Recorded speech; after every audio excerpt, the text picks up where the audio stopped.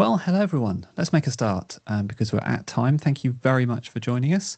We're going to introduce ourselves in a minute, but you're here for the Complexity to Clarity, Transforming Contact Centers with Apollo webinar, and it's very good to see you. My name is Tom Morgan. I work in our engineering effort, and a lot of what I do is listening to customers, trying to understand their requirements, and then translate that into solutions. And that's all about all the things we're going to be talking about today kind of falls in that box. So really kind of pleased to be here. And so anything kind of technical engineering wise, you can definitely aim at me. And I'm joined by Eliza as well. Thanks, Tom. Yes. Hi, everyone. I'm Eliza Taylor. I'm Cloud Interact's Change Director. My background is in global change programs and technology transformation in the public and private sectors. And my job today is to balance Tom's technical wizardry with a dose of business context and really the human perspective, whether that's the business decision makers, your customers, or your agents. For today's agenda, Tom's going to give you a quick overview of what we do at Cloud Interact and why we're so excited to be talking to you today. We're then going to dive a little bit deeper into the challenge statement that we've set, this complexity that we're seeing across all of our customer interactions today. And then we're just going to go straight into a demo, which we hope, well, we think will certainly open your eyes as it did ours. And then we'll take questions at the end. So over to you, Tom. Absolutely. Thank you very much. As Eliza says, we'll keep this bit brief because it's more interesting to jump in and just show you what we've got. So Cloud Interact, as a technology company, we're sort of focused really on three key areas, data, AI, and communication. And the reason we're focused on those is that we've found that by really understanding the data that gets generated by contact centers, actually that's really important and it really empowers better decision making. That's helped with AI. You know, we do a lot with AI.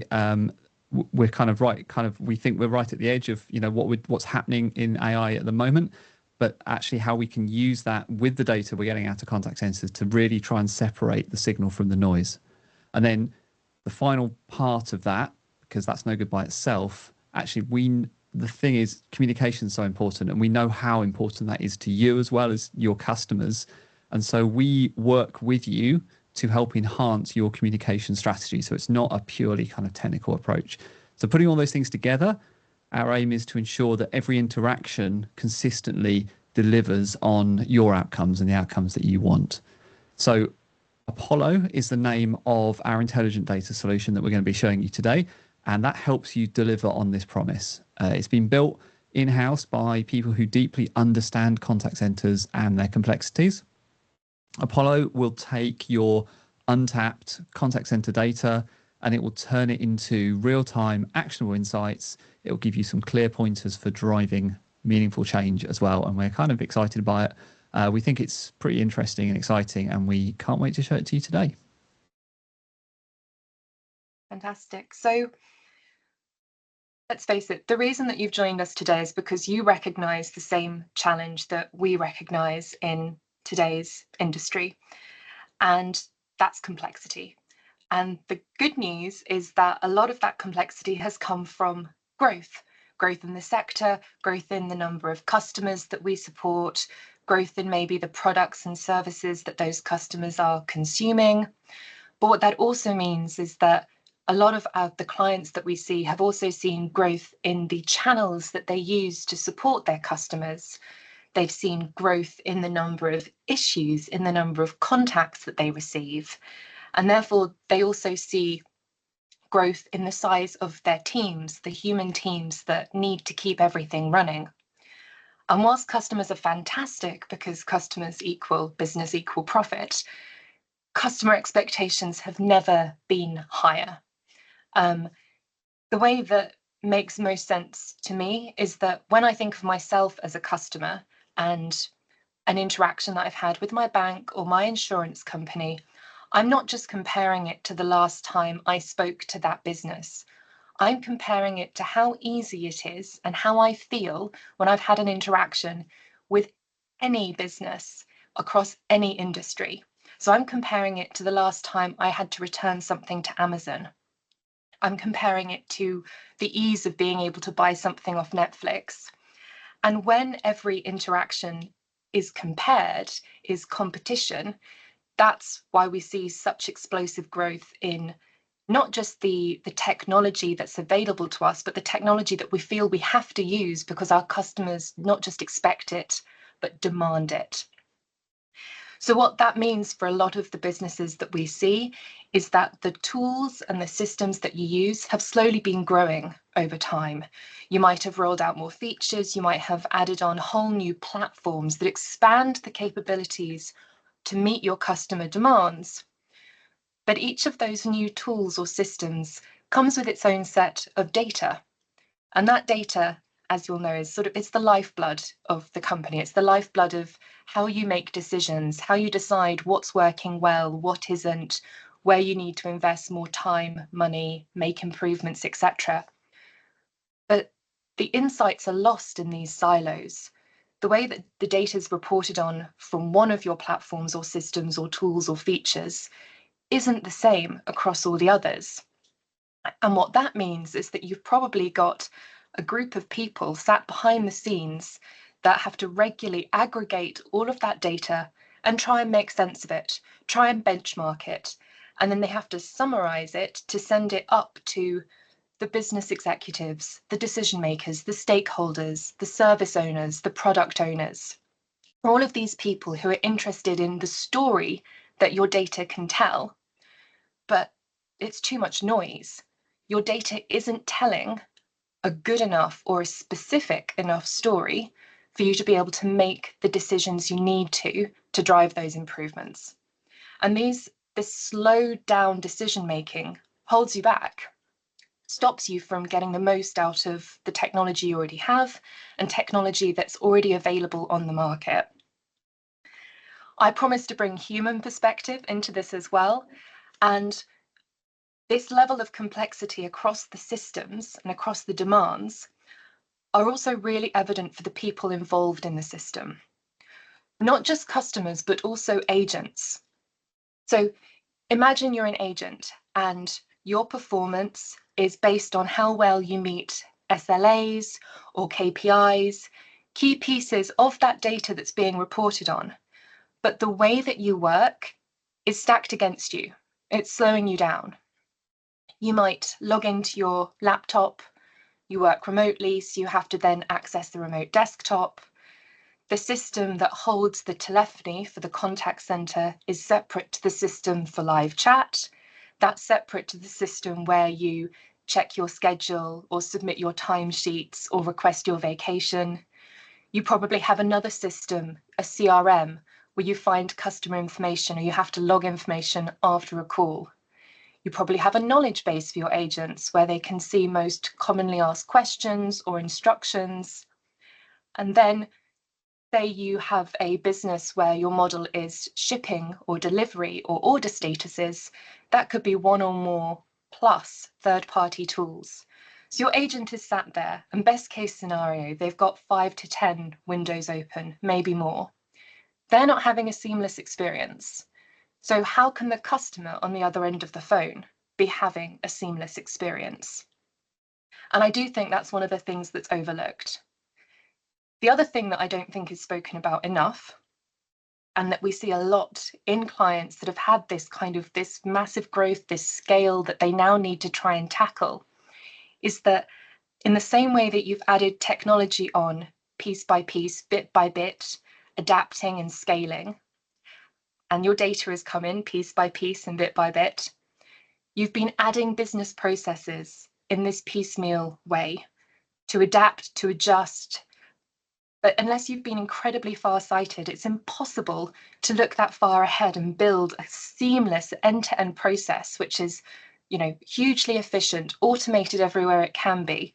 So I see, and we see, a lot of clients where there are manual steps in business processes which are also making things harder and slowing things down and adding to the complexity.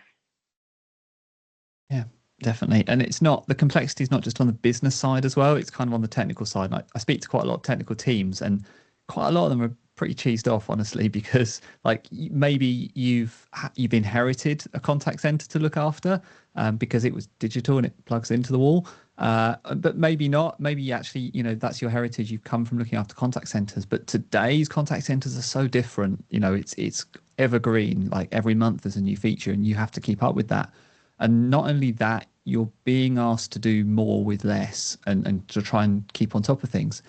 And a lot of these systems, they're full of data, right? There's data everywhere, leaking data, but it's all operational data, and it's all metrics about how the thing is doing, but it's nothing really about how it works. And as an IT person, as a technical person, you don't necessarily know the business side of things, nor should you. But you're being asked to make these improvements and drive these improvements and efficiencies. But you don't know where to start with that, because all the data's wrong. It's all about other stuff. It's all operational stuff. So I think there's frustration on the technical side as well, for sure. Absolutely.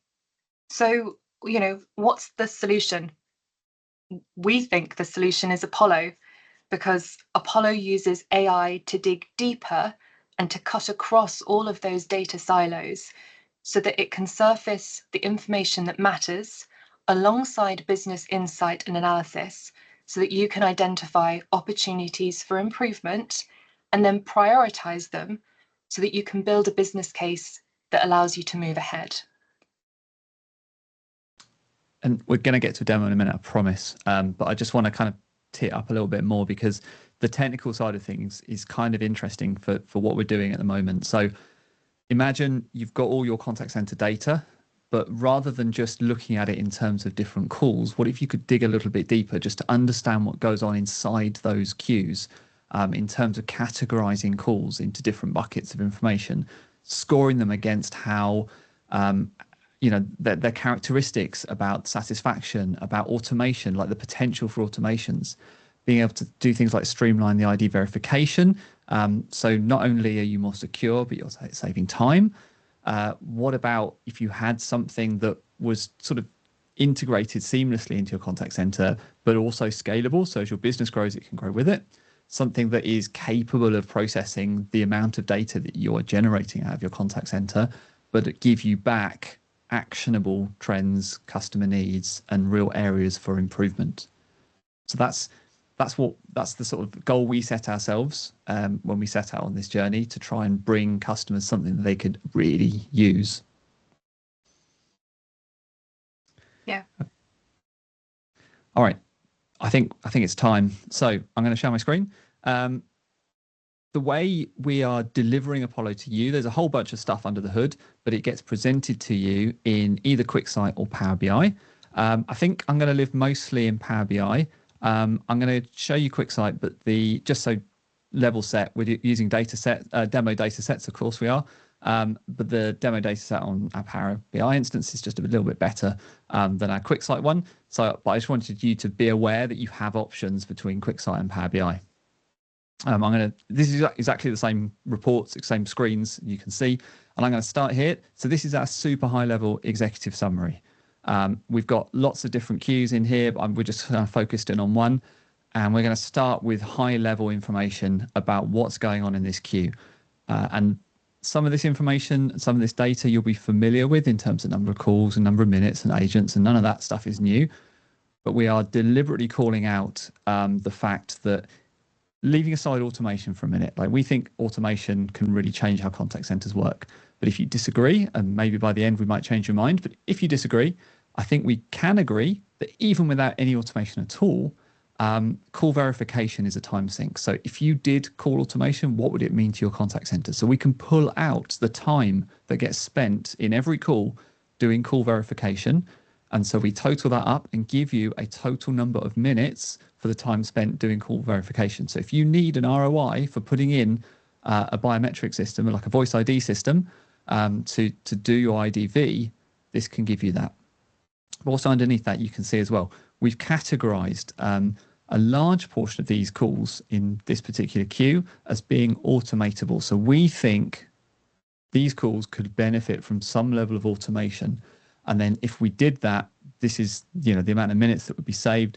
This is the kind of the saving that you can make as part of doing that. And so The idea is to really allow agents to concentrate on more complicated and more complex calls by taking the ones that are very simple and automatable and giving them to automation, allowing agents to really focus on the calls that matter. So it's my job now to put on my skeptic hat and say, that's great. How lovely, another set of data dashboards, because we didn't have enough data, right? Here's more data. Have some more data. How does this, more data. How does this help me build a business case? How does this help me actually make real decisions that could have a real life impact on how my contact center runs? So we're going to stick with this, with the insurance company contact center. And we're going to take a look at what a customer experience is. So we're going to follow Ramesh for a little while. So everyone meet Ramesh. He's very fortunate. He's just moved to the house of his dreams, and he needs to update his address on his insurance policy information. Unfortunately, he can't do this online, so he calls in. Now, he and 7,000 other calls in this month go into this queue, and that takes 29% of all all calls to this queue, which works out at 44,000 minutes for the month. Now, I can hear you saying, like, how do you know, like, that address change is 29% of the categories in the queue? Like, you've gone down a level in the queue. And that is the power, the AI power of Apollo, because it does the job of a team of people who have to, like, read through reams and reams and rows of data, and Apollo can do it for you. Yeah, absolutely. I'm going to steal the share back again because to kind of demonstrate that point. And also, I think the other thing you're thinking is you need to prove this, Tom, because you like this massive green number here, like, prove it, please. And that's fair. I'm going to come down to the category overview section here. And now this is the real power of Apollo, really. We're still looking at a single queue, but inside this queue, the calls have now been categorized. Okay, so you can see the different types of calls that happen inside of this queue.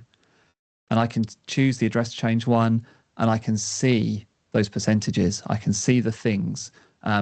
And I can see as well, like, how many of these calls are simple calls, how many are complicated, and how many are complex. I can see how much time is spent doing verification, and I can see the average call duration. So I'm now able to answer some of these questions and really start to understand what happens inside these queues. And something really interesting happens as part of, when we do this with customers, we go in and we select queues to look at, and we ask them, we say, like, what's your queue about? And they'll tell us, our queue's about A, B, and C. And we go away and analyze the data. And we find normally that, yes, it is about A and B, and sometimes it's about C, often not, but it's also about D, E, F, and G. They had no idea. And bringing it to the focus, it allows you to really think through, do I want those kind of calls in that queue? Would they be better served in another queue? Would they be better served elsewhere? So, this is starting to really dig into the powerful part of Apollo, with being able to break queues up into categories and think about them in terms of the types of calls that are happening really makes a difference. So I'm starting to be convinced, starting to be impressed. Let's say, though, that Ramesh called at 5 p.m. on a Wednesday, and he waits in the queue for 2 minutes. Apollo isn't just going to tell me that 2.5 minutes is the average wait time for this queue. It's also going to tell me how well the agents are being scheduled compared to this particular date and time. Yep, I'm going to show you that as well. So queue time is obviously a thing that you can get out of Connect already. The thing here that we're showing, and I've come down, I did it whilst you weren't watching. I came down to one of the advanced reports because we think this is quite important. So we have a dedicated report out here for queue time, and it's got the queue times, and it's the max and the averages, as you'd expect, but it's also got it by category, and you can choose one of these categories. So I can choose the address change category, and I can see, and this data's it's demo data, right? So it's not perfect, but you can kind of see the idea here. you'll be able to, choose your category and then really interrogate things like queue time, but for very specific categories. And that can be really important for understanding what agents do when, and when you need to put the right agents in at the right times. But it's also important for thinking about things like automation, because you can start to see now, okay, if I put some automation in around one very specific thing, what's the impact it's going to have across the estate, across lots of different things, such as queue time, such as just number of calls, but also, these other things as well. So you can sort of see exactly when calls about specific things are happening and when people are waiting to talk about them. I'm going to go one step further than that as well, because Apollo isn't just about this AI deep dive into the data. Apollo is also about understanding the business context and insights. So how did the agent who answers Ramesh's call get there? So we're going to take a quick dip into the business process that sits behind this queue. And what we find here, almost before we've started, is that the agents are being manually scheduled on a fortnightly basis. So managers for this team are going in every 2 weeks, and they're spending about 2 hours manually assigning agents to different shift patterns across this queue and this contact center. That's without even considering vacation requests, overtime, ad hoc, sickness, etc.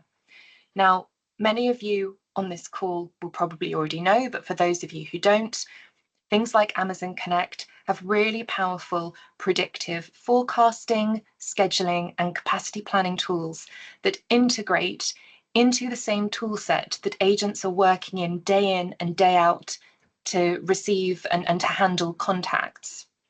So that's a massive opportunity for improvement, for time saved, and also for removing manual or legacy systems which might have a high rate of human error or are just wasting time, to be perfectly honest, when an agent could be on the line to a real person who needs help.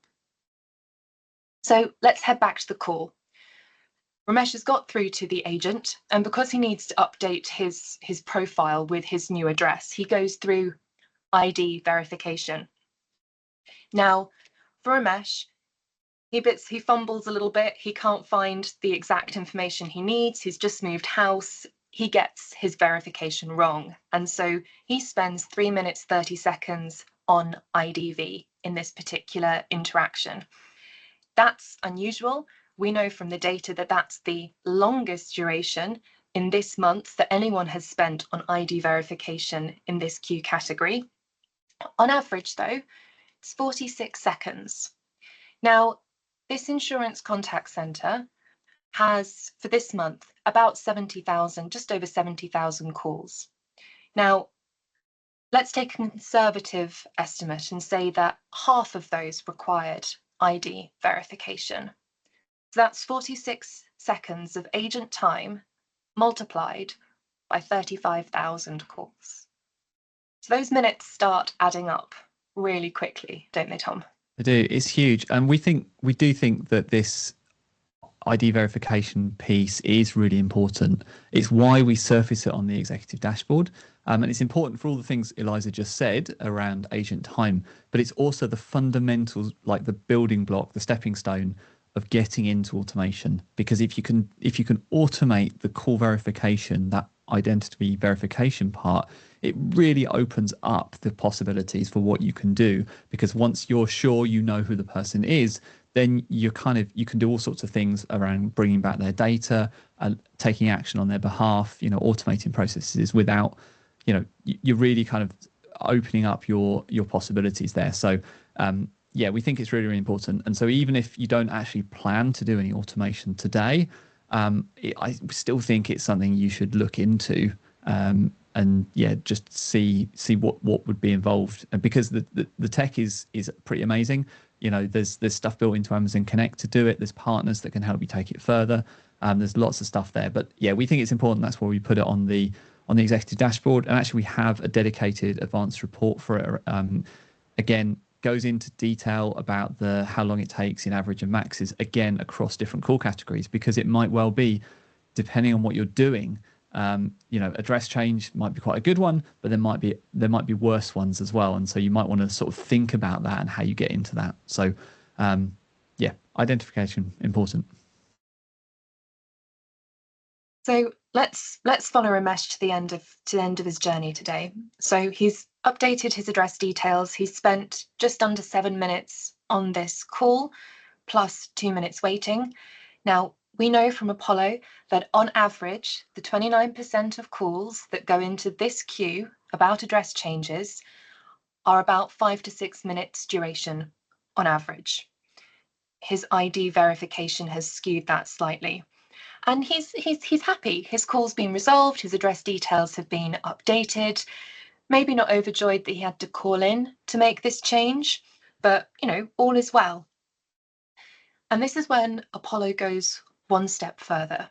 It doesn't just surface all of these kind of cross-silo, you know, cross-sample, deep dive pieces of data to help you tell a story. It evaluates them as well.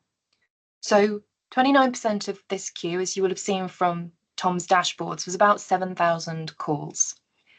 And Apollo is telling us that 96% of those 7,000 calls, it considers simple.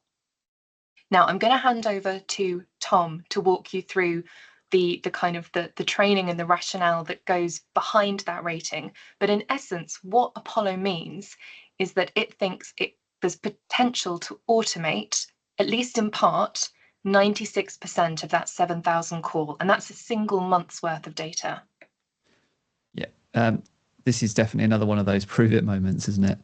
So do it, okay, prove it. So let's come back to the category overview page where we were talking about address changes, and we can see here 96% automatable calls.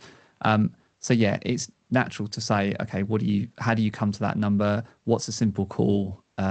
Show you're working. So we've got a scoring dash report, and at the moment I've filtered it just on the address change call category, so we can look at these. And yeah, there is this high sort of bar for simple calls. Now, the way this works, we categorize these calls into these 3 buckets of simple, complicated, and complex, and they're based on a number of different parameters, some of which are on the screen here. So things like we can extract the number of questions that get asked during the call and whether they're asked by the agent or the customer. So the more customer questions get asked, the more complicated we deem the call to be.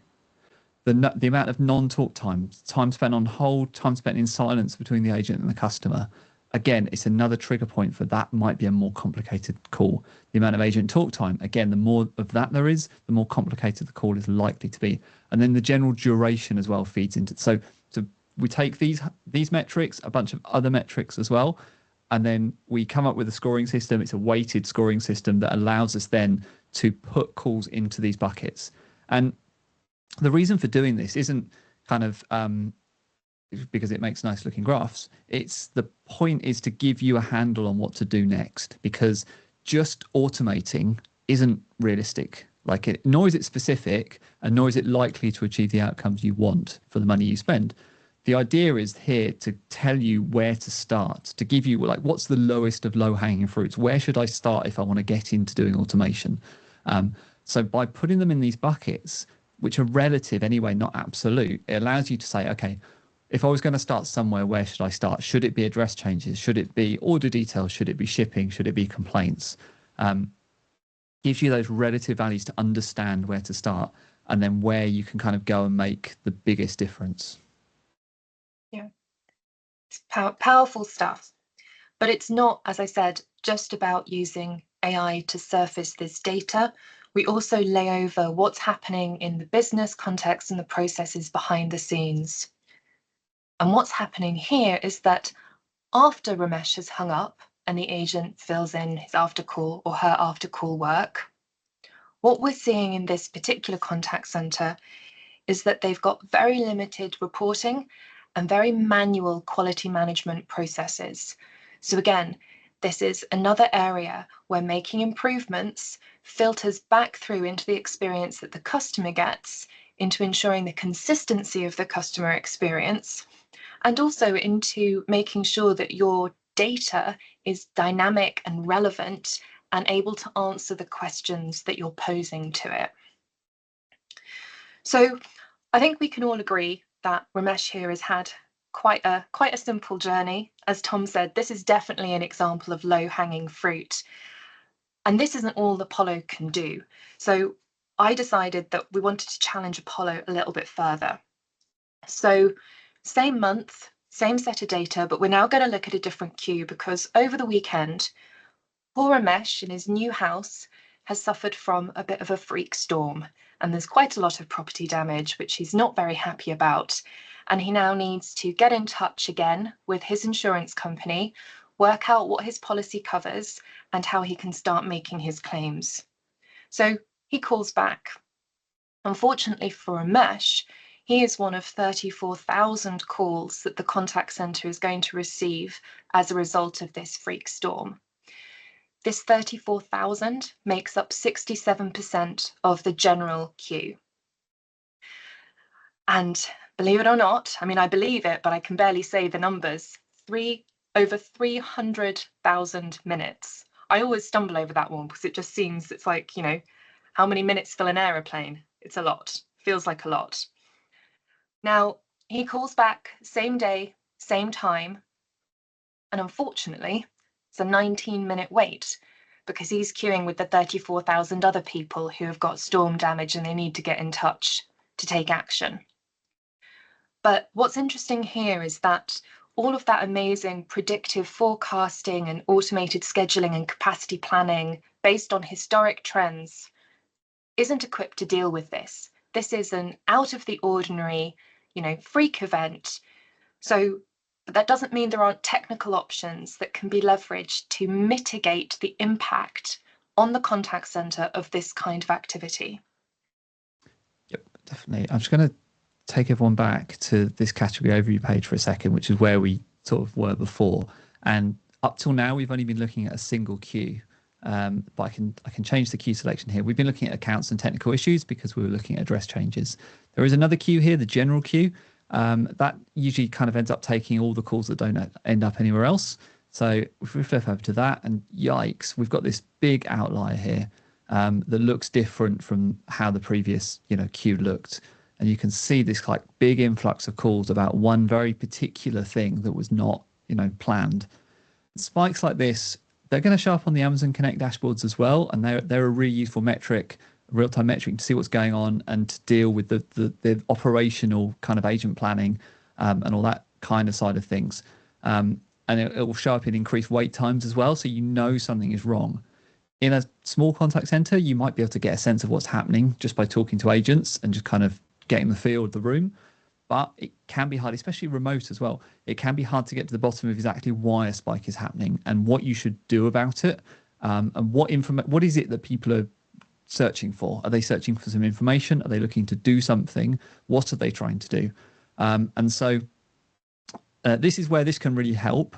The queue time report down here that we looked at before as well, that can help as well because it will pull out where people are waiting a long time, the types of calls that end up talking about. And once you know the reason, now you're in so much better position now. Just looking at this graphic, you know exactly what to do, and you've got your technical options now that you know actually what it is you're supposed to do. And for a technical person like me, this is great because I don't know anything about the business, but I know now I probably need an automated message. Maybe I need a new IVR message at the head of the queue to deflect. Or maybe deflect to an overflow agent capacity. I might think about doing some proactive SMS messaging, email messaging, or some other platform that's not a contact center. Online, SMS, whatever in the app, whatever it is, just to try and deflect and bring those numbers down in a way that I couldn't if I didn't know why. If I just knew there was a lot of activity and I don't know why. So yeah, knowing the category is really, really important. So Ramesh has waited 19 minutes, but he gets through to his agent. He does a bit of verification because he wants to kick things off with his policy and his claims, and it takes the 46 seconds that we know it does on average.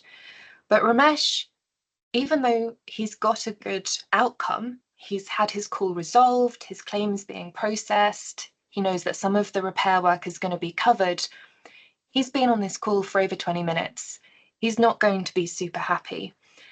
And Apollo looked at the 34,000 calls in this category and was like, yeah, 63% of them are meeting that simple criteria, that single request, that no transfers, no hold time.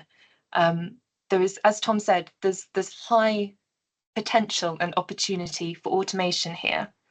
And I think as we finish, Tom will talk a little bit more about CSAT and the impact of that, because we're all about customer service as well. Yeah, definitely. And there's lots of things we can do here as well, like knowing that those calls are simple. Now you could look at dealing with, for instance, as part of our managed service thing, we do like a rapid response package where, you can have something ready to go. Some of that stuff I talked about having a recorded message, getting into your IVR and putting an emergency message at the top and doing all those kind of things. We've got some kind of exciting stuff that we've been working on recently about how we can kind of take this information and maybe automate that process.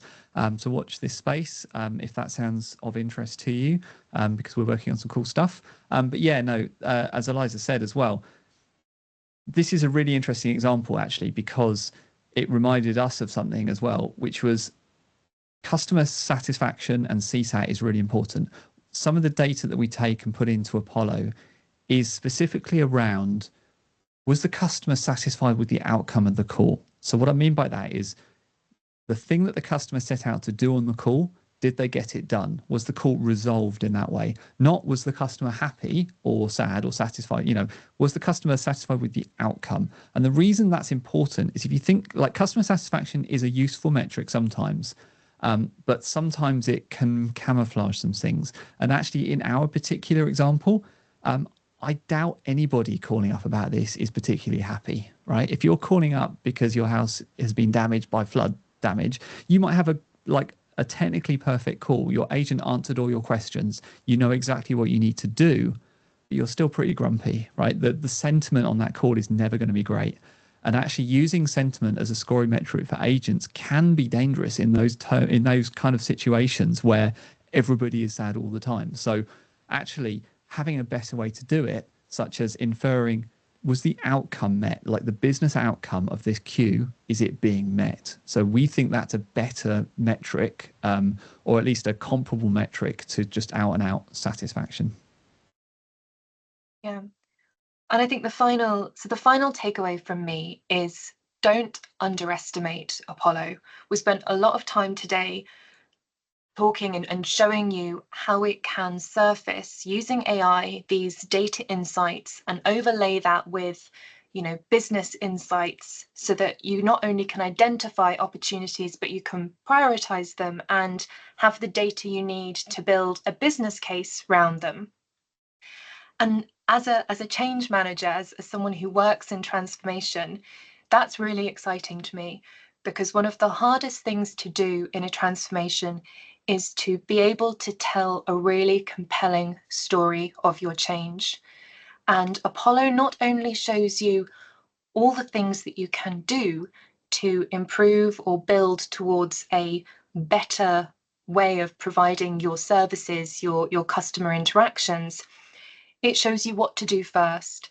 And you can use that to build a roadmap.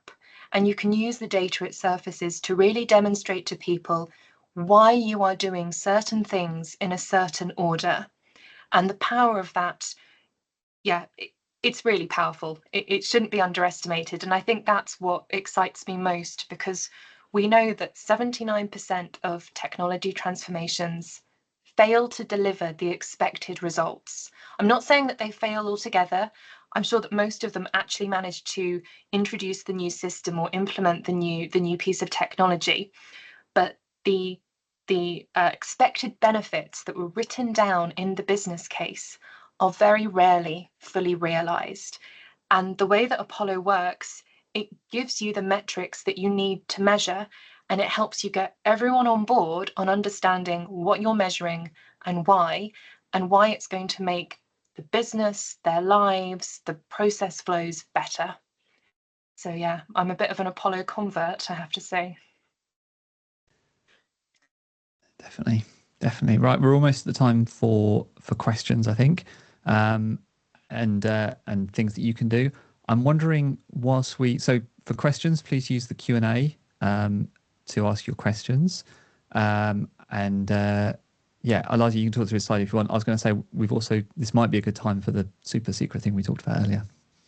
Let's do the super secret thing, and then we'll flash, and I'll actually put this QR code in the chat as well. But if you're interested in Apollo, if you want to understand more about how it can integrate with your existing technology, I think Tom spoke about how it works, how we work across different platforms as well.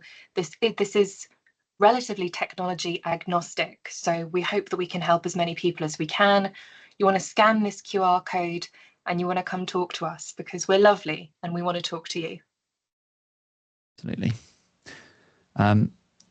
We are lovely. We're also being quite busy.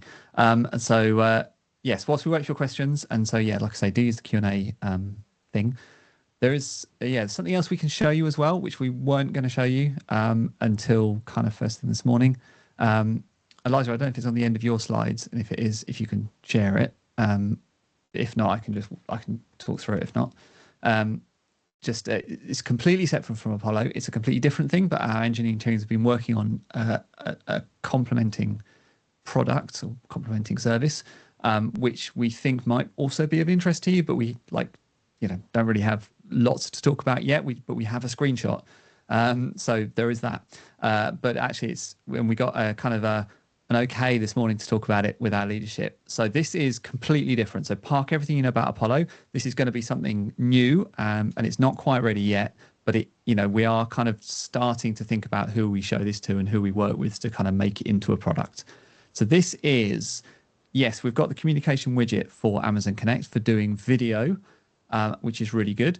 What we're hearing from customers is they want way more flexibility. They want way more white labeling over that. They want to personalize the experience. They want to handhold people in on the way in.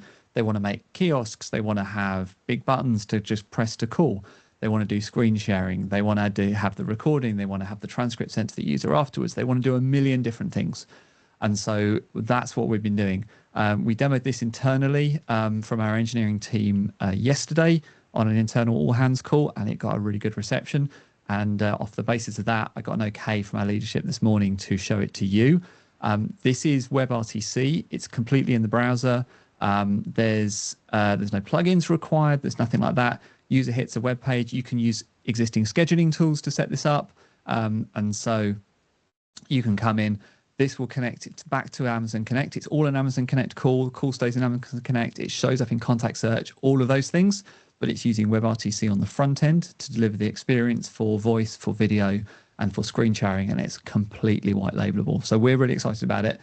Don't know what it's going to be called yet, but really wanted to show it to you.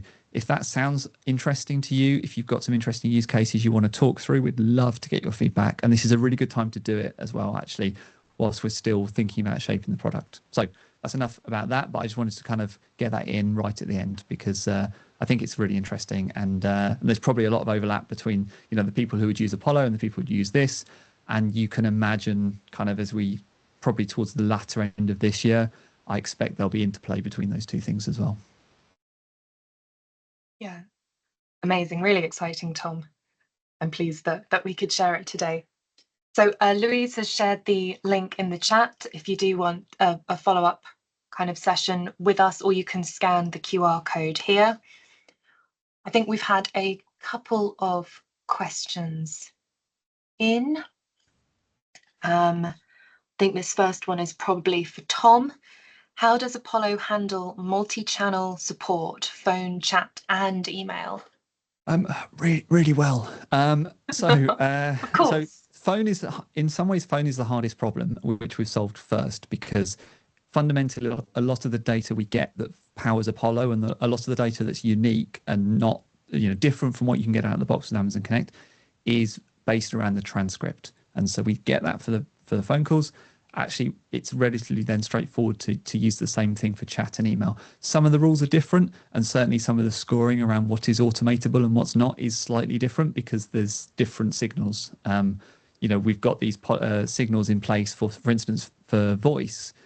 Long periods of silence are kind of weird and normally mean that an agent is looking something up or doesn't know what to do next. But in chat, it's much more acceptable. It's much more of an asynchronous mechanism, right? So as an example, like the way we score is slightly different there. An email is different again, but we support, the Amazon Connect for chat, for email as well. And we can take that data and use it to build that picture of what's happening in your contact center, for sure. I think that's so important, because whilst there are a couple of clients we know that are still sort of single channel or only just starting to move into omni-channel, it is so prevalent, isn't it? Just because customer expectations are so high, we've been trained to expect to be able to get there via these different channels. Yeah, so that's good. And then I think this second question, it almost ties into the first one. So can Apollo integrate with my existing CRM and other third-party tools? Yeah, good question. And you can see how that would be really useful for feeding additional information about customers. Have they called before, and all that sort of stuff. Yes is the answer, and that's because Apollo is less a kind of shrink wrapped product that you buy off the shelf and you never hear from us again. It's much more of a service, because it's quite, all of your data is so unique to you. Like, yes, it's a contact center, it's an Amazon Connect contact center, we get that, but your business is different. And so some of the things and some of the data and the way you want it presented might be different. Some of the questions you want asked might be different. There's stuff built into Apollo to be specific down to the queue, to pull out specific information. So we have some clients where we ask additional kind of top up questions of the data to really try and help them understand something about that queue or something about that type of call category, a very specific, a question that's very specific to that industry or that vertical. So in that same way, Apollo is malleable instance by instance to kind of bring in additional information. So that can be, wherever you've got your data, if we can get our hands on it, if we can work out how that works through it's like an API or a back end service or something like that. Like I say, Apollo is all engineered in-house with our engineering team. So we have that capability to work with you and with third parties as well to try and, knit that data together to tell the story of your contact center and to help you understand what's going on. Yeah. And I think I want to, I think that point about Apollo being a service, it's about the business context and analysis that we do alongside the AI data work that makes such a difference. I think this really pays into the next question we had, which are, what are the tangible ROI metrics after deploying Apollo? And the short answer, the simple answer is it depends on your business. So we've just followed Ramesh through a journey, and depending on your business model, depending on what you want to drive, all of the metrics that we have showed you can be measured over time. So you can absolutely use them to demonstrate or to target return on investment. So that's the simple answer. Yeah, absolutely. Like it does completely depend. I mean, call verification is up there, obviously, but it does. It depends on your business. But the idea here is to give you concrete numbers for how those changes are going to make a big difference. Got another question as well from John around where the data sits and data transfer stuff. The data sits in your tenant, and it's your data. In terms of the reporting and the presenting to you, it's a discussion. We can absolutely keep the whole thing inside your tenant and do it that way, and show you and help you to do it, and then walk it through with you on calls, so the data stays entirely in your tenant. The other approach is the data we generate. By the time it's generated from Apollo, it's relatively anonymized anyway. So there is an option for us to take that kind of anonymized aggregated data and present it back to you. It very much depends on the vertical and the organization, but the core answer there is that the data sits in your tenant. Fantastic. So we are edging towards the end of our hour of fun. I don't know if there are any other questions or anything anyone wants to ask just before we wrap up and give you some time back for an afternoon cup of tea if you're joining us from the UK, or a morning coffee if you're based in the US. Just got time to scan that QR code and yeah. get some more, because actually we've only shown some of the report pages of Apollo, but they're kind of the big ones, I think. But there are other ones. If you've seen other ones that you think are interesting, then don't be afraid to just set up a call and go through them. Are you trying to say this was the equivalent of us splashing our ankles, Tom? Exactly. Is that what you're trying to say? Yeah, lovely. Exactly. I always want to play the countdown music as we sort of scan the QR code. So tempting to do it. I feel like we might get taken down. Like Nancy's got her hand up. Got a hand up. You might struggle to come off mute. So if you do struggle to come off mute, and I think that's what that icon is saying, you might have to type it into the. Oh, you probably can. If you can come off mute, come off mute. I think Louisa's worked some magic, so you might be able to come off mute.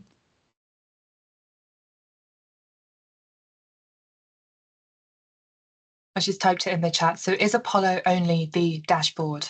No. No, it's not. It's not only the dashboard. Apollo is a service. The dashboard's a big part of it. But there's a lot of business analysis and insight. And I think, sorry, Tom, you were going to say something there and I interrupted you as well. No, it's cool. I was going to say the same thing, actually. And it's probably worth just taking a few minutes to what happens when you get Apollo, like what happens there, because there's a number of different sort of groups of people that spring into action. So yeah, it's probably worth going through that, actually. Yeah. Do you want to do the business bit and then I'll do the technical bit? Of course, yeah. So as you saw from the demo, we don't look at the data generated from Apollo in isolation. So we have business analysts who will meet and work with your teams to identify your objectives, your current pain points, challenges that you might be facing currently that you are actively seeking a solution for. So we don't just go where Apollo seems to be leading us. If you've got a specific business objective, by making sure we understand what you're aiming for, the ways that you're working, we can help use Apollo data to unlock that story for you, to unlock that business case. This will take the form of process flows, as you saw, identifying areas where processes are manual or inefficient, but also the process flows helps ensure that you understand the data that Apollo is generating. So you get a much more holistic picture, because that is, Apollo's about telling a story. Yeah, and then at the same time, we'll jump on with your technical team, explain who we are and what we want to do, and then walk through some architecture diagrams with them for what we want to get deployed, share our deployment, like a CloudFormation template or similar. We've got a few different options, get things set up, work with them to make sure the data is being collected. Data, as I say, gets collected into their tenant, and then either we take a cut of the aggregated data for analysis, or we can just do it on your tenant. That's fine as well. Set up the reporting, and just basically get everything ready to present back to the business, so that we marry up the business and technical sides. And then along the way, we often find we answer questions from the technical team as well, because there's a lot of crossover as well with what we're doing, and we get into conversations about Connect, and obviously we have a lot of Connect expertise as well. So sometimes we solve a couple of Connect problems along the way as well.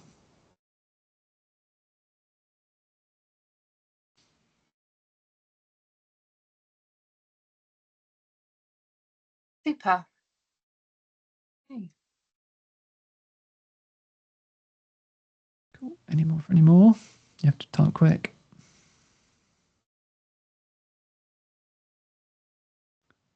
Don't think so. I think everyone needs 5 minutes to go get a hot drink and a biscuit, to be perfectly honest.